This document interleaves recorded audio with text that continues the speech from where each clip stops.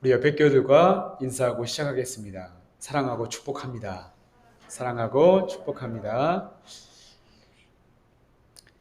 오늘 저는 누가복음 16장 19절부터 31절을 가지고 부자와 다섯 형제들이라는 제목의 말씀을 전하려고 합니다. 이 시간 말씀으로 임하시는 주님의 귀한 음성 듣는 시간 되시기를 간절히 바랍니다. 오늘 예수님의 말씀은 한 편의 단편 소설처럼 우리가 머리로 그려지는 아주 흥미로운 말씀입니다. 천국과 지옥이 함께 등장하는데 예수님의 자세한 설명 때문에 이게 사실 같기도 하고 비유 같기도 하지요. 천국과 지옥이 한 공간에 있어서 서로 볼 수도 있고 대화할 수도 있는 곳인가? 라는 의문도 들게 합니다. 어찌되었든 간에 오늘 말씀을 묵상하면서 저는 마음이 아주 약간은 불편했습니다.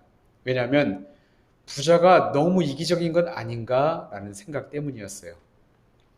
말씀을 보면 이 땅에서 호화롭게 즐기며 살았던 부자는 죽은 뒤에 꺼지지 않는 불꽃 가운데서 고통스러워하고 있고, 고통스럽게 거지로 살던 나사로는 죽은 뒤 아브라함의 품 안에서 아주 편하게 쉬고 있습니다. 그런데 24절을 한번 보십시오. 부자가 지옥에 와서도 세상에서의 살 때와 마찬가지로 나사로를 마치 자기 종처럼 부리려고 하는 것이 아닙니까? 부자가 말하기를 아버지 아브라함이여 나사로를 보내어 그 손가락 끝에 물을 찍어 내 혀를 서늘하게 하소서. 내가 이 불꽃 가운데서 괴로워하나이다. 나사로는 그동안 고생하다가 모처럼 쉬고 있는데 손에 물 한 방울을 찍어서 자기가 있는 지옥으로 오게 해달라는 것입니다. 계시록 21장 8절을 보면 두려워하는 자, 믿지 아니하는 자, 흉악한 살인자, 행음자와 술객들, 우상 숭배자들, 거짓말하는 자들은 불과 유황으로 타는 곳에 참여하리라 라는 말씀에서 보듯 부자가 있는 곳은 엄청난 뜨거움에 몸부림치는 곳인데 나사로라고 고통스럽지 않을까요?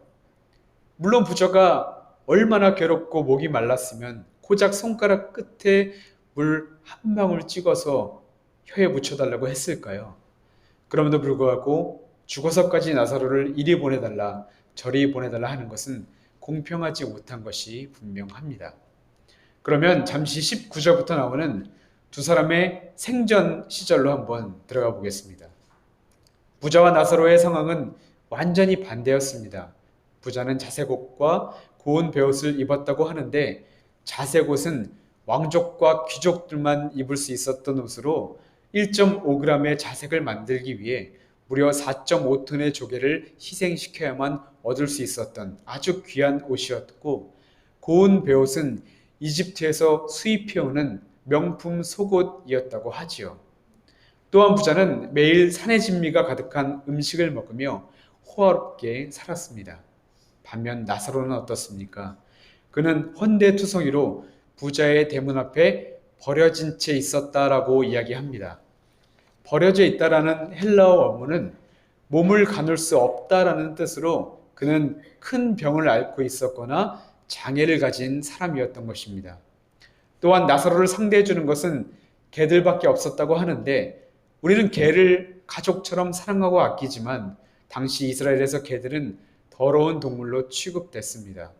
그런 개가 나사로의 몸에 혀를 놀려댈 때 그것을 받아들여야만 했던 나사로는 무기력한 존재, 모든 사람에게 버려진 존재였던 것이죠. 그러다가 결국 나사로도 죽고 부자도 죽게 됩니다.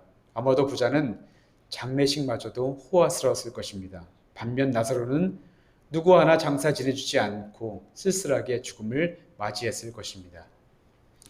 이제 다시 현재로 돌아와서 저 세상으로 무대를 옮겨보면 26절에서 부자는 자기가 있는 음부와 나사로가 있는 천국 사이에는 커다란 구렁텅이가 놓여져 있어서 그 사이를 아무도 건너갈 수 없다는 것을 알게 됩니다. 그러자 그 다음은 어떻습니까? 부자는 나사로가 자기에게 올 수 없다는 것을 알게 되자 이번에는 나사로를 땅에 있는 아버지의 집에 좀 보내달라고 아브라함에게 간청합니다. 27절인데 제가 쉬운 성경으로 읽어드리면 제발 부탁입니다 아버지. 나사로를 내 집안에 보내주십시오. 제게 형제가 5명이 있는데 나사로가 가서 증언하여서 그들이 이 고통받는 곳에 오지 않게 해주십시오. 여러분, 부자의 형제 사랑을 이해할 만하지만 이것도 아주 조금 마음을 불편하게 했습니다. 왜냐하면 땅에서 고생했던 나사로를 다시 땅으로 내려보낸다는 것, 그것 또한 너무 잔인한 일이었기 때문입니다. 그래서 저는 말씀을 쭉 보면서 나사로에게 굉장히 큰 동정이 갔습니다. 부자가 살아있었을 때 나사로에게 아주 작은 온정이라도 베풀었다면 어땠을까? 왜 그렇게 움켜쥐고 나누려 하지 않았을까라고 말이죠. 그러나 곰곰이 생각해 보니 부자를 비난할 수 없구나라는 생각이 들었습니다. 왜냐하면 부자는 몰랐기 때문이었습니다. 히브리서 9장 27절에서 한 번 죽는 것은 사람에게 정해진 것이요 그 후에는 심판이 있으리니라는 말씀처럼 이 세상에서의 삶이 언젠가는 끝이 있으며 그 후에는 하나님의 심판이 있다는 것을 부자는 알지 못했습니다. 아니 알았다 한들 그렇게 믿지 않았겠죠. 지금의 삶이 영원할 것처럼 달콤했기 때문이었습니다. 한마디로 그는 하나님을 깊이 경험하지 못했던 사람이었고 온통 그의 삶은 호의호식하는 것에만 몰두하며 살아왔던 사람이었습니다. 그래서 부자는 지금 후회하고 있습니다. 그리고 자기가 있는 음부가 너무 고통스러운 곳이니까 살아있는 5 형제들만이라도 이곳에 오지 않게 해달라고 이 사실을 나사로를 통해 알리고 싶어 했던 것이었습니다. 그런데 여러분, 부자의 말을 들어보면 안타깝게도 부자의 5 형제들도 이 부자와 똑같은 사람이었던 것 같습니다. 형제 중에 단 1명이라도 하나님을 믿는 사람이 있었다라고 말하지 않고 있기 때문이죠. 참으로 안타깝게도 부자와 그의 가족 모두가 이 땅에서의 삶이 전부다라고 생각하는 사람들 뿐이었다는 것입니다. 오늘 누가복음 16장 19절부터 31절 말씀을 여러분들의 성경책으로 보면 아주 작게 소제목이 붙어있는 성경책들이 있을 것입니다. 대부분은 부자와 나사로라는 제목이 붙어 있는데요. 제 성경에는 부자와 거지라고 쓰여 있습니다.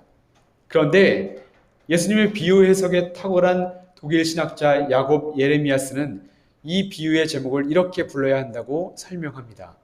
부자와 5 형제들. 그러니까 오늘 비유의 핵심은 죽음 이후의 삶을 모르는 사람들, 하나님의 은혜를 모르는 사람들, 바로 믿음 없는 부자와 5 형제들에 대한 이야기이며 이 이야기의 주인공은 바로 저와 여러분이 될 수도 있고 우리의 가족이 될 수도 있고 주변에 사랑하는 수많은 이웃들이 될 수도 있음을 우리에게 말해주고 있는 것이죠. 28절에서 부자가 아브라함에게 나사로를 내 형제들에게 보내서 이런 것이 있다고 전해주세요 라고 부탁하자 아브라함이 하는 말이 무엇이었습니까? 저희에게는 모세와 선지자들이 있으니 그들에게 들을 것이다. 여기에 나오는 모세와 선지자들이 누구냐면 바로 우리 그리스도인들을 뜻합니다. 먼저 하나님의 은혜를 입은 우리들을 말하는 거예요. 즉 이 말은 주변의 그리스도를 알지 못하는 이들에게 복음을 전해야 할 선교적인 책임이 바로 우리에게 있다는 것을 말씀해주고 있는 것입니다. 말씀을 보면 저는 이런 생각이 들었습니다. 내가 아는 누군가가 주님을 외면한 채 살다가 죽은 후 지옥에 떨어져 고통을 당한다고 한다면 과연 내가 천국에 있다 한들 마음이 편할 수 있을까? 오늘 말씀에서 예수님은 우리에게 복음으로부터 소외된 부자나 5 형제를 같은 이웃들을 돌아보라고 권면합니다. 구경꾼으로만 있지 마라. 잃어버린 영혼에 대해 다친 마음으로 있지 마라. 내가 너희를 아무 조건 없이 사랑했듯이 너희도 나와 같은 마음으로 그들에게 나의 사랑을 전했으면 좋겠구나 라고 말이죠. 사랑하는 여러분, 바라기는 저 세상에서 죽었던 누가 살아 돌아와서 예수님을 전할 것을 기다리지 마시고 다른 누군가가 하기를 기다리지 마시고 여기 이 자리에서 먼저 은혜를 입은 우리가 복음을 전하는 일에 앞장섰으면 좋겠습니다.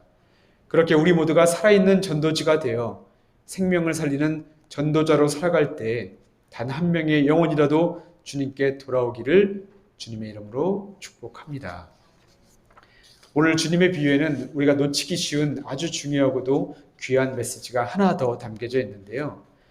이 비유를 읽을 때 이렇게 아주 단순하게 생각하시는 분들이 많습니다. 부자가 이 땅에서 가진 것을 나누지 않거나 불쌍한 사람들을 돌보지 않으면 지옥 가고, 나사로처럼 이 땅에서 소유가 적고 고난을 받거나 고행을 겪으면 그 보상으로 천국이 주어진다라고 생각하는 것입니다. 하지만 예수님께서 말씀하시는 것은 그런 것이 아니죠. 오늘 말씀에 등장하는 부자와 나사로에게는 아주 결정적인 큰 차이점이 하나 있습니다. 그게 뭔지 아십니까? 부자는 이름이 없습니다. 거지는 나사로라는 이름이 있는데 부자에게만 이름이 없습니다. 여러분, 이게 아무것도 아닌 것 같지만 사실 굉장히 특별한 것입니다. 왜냐하면 예수님께서 그동안 많은 비유를 하셨지만 오늘 비유 중에, 모든 비유 중에 여기서만 유일하게 나사로라는 사람의 이름을 거명하셨기 때문입니다. 그렇다면 나사로 이름이 무엇입니까? 나사로는 하나님의 도움이라는 뜻입니다. 오늘 비유를 샅샅이 뒤져봐도 나사로가 어떤 특별한 일을 했기 때문에 천국에 갔다는 이야기가 전혀 나오지 않습니다. 나사로가 천국에 갈 만한 조건이 하나도 없었다는 거예요. 그러니까 예수님은 나사로라는 이름을 통해 천국에 들어갈 수 있는 길은 오직 하나님의 도움으로만 가능하다는 것을 우리에게 말씀해 주고 있는 것입니다. 다시 말해 천국은 선행으로 가는 것이 아니라, 고행을 쌓는다고 해서 주어지는 것이 아니라 오직 하나님의 도움, 나를 위해 죽으신 그분을 믿었을 때 값없이 주어지는 은혜로만 갈 수 있다는 것을 우리에게 말해주고 있다는 것이죠. 바라기는 오직 하나님의 도움만을 구하는 믿음의 사람들 다 되시기를 바랍니다. 값없이 허락하신 하나님의 은혜를 매 순간 발견하는 저와 여러분이 되기를 바랍니다. 그렇게 오직 그리스도를 믿음으로 영원한 생명, 천국의 은혜가 주어지기를 주님의 이름으로 축복합니다. 아멘. 이제 말씀을 마치려고 합니다. 정찬권 교수의 거리의 이야기꾼 전기수라는 글을 보면 아주 흥미로운 이야기가 하나 등장하는데요. 조선 후기 한양거리에는 전기수라고 불리는 전문 강독사들이 있었는데, 이들은 사람들이 모이는 곳이면 어디든지 가리지 않고 찾아가서 춘향전, 심청전, 임경업전 같은 소설을 읽어주는 사람들이었습니다. 전기술은 책을 읽을 때 그냥 말로만 읽는 것이 아니라 행동, 목소리, 표정들을 다 활용해서 아주 감정과 행동을 실감나게 전달해주는 그런 사람들이었다고 합니다. 그래서 지나가던 사람들은 이 전기술의 이야기에 빠져 지나가던 길도 잊고 웃고 울었다고 하지요. 그런데 어느 날 종로의 한 담배가게 앞에서 엉뚱한 사건이 하나 벌어지고 마는데요. 어떤 전기수가 임경업전을 낭독하고 있었는데 간신 김자점이 임경업에게 누명을 씌워 죽이는 대목에 이르자 갑자기 한 남자가 튀어나오더니 내가 그 김자점이냐 하면서 전기수를 칼로 찔러버린 것입니다. 그러니까 전기수의 연기력이 얼마나 좋았는지 소설 속의 인물을 연기하는 전기수를 실제 인물로 착각해서 칼로 찔러 죽이고 만 것이었죠.